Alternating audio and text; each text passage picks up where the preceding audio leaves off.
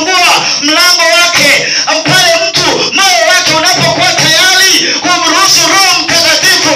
Ninakuambia hivi, wewe achia Roho Mtakatifu aingie hapo. Achia Roho Mtakatifu aingie hapo.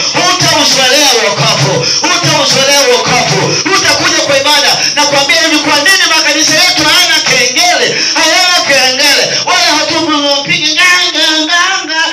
Karibu wajinga. Karibu wajinga. Hapa sisi sio wajinga. Roho Mtakatifu anapiga hapa. Ukiamka tu unakwambia huu wakati wa ibada umechelewa, unashangaa mtu anapiga mbio. Haleluya! Ipo kengele ya rohoni. Haleluya!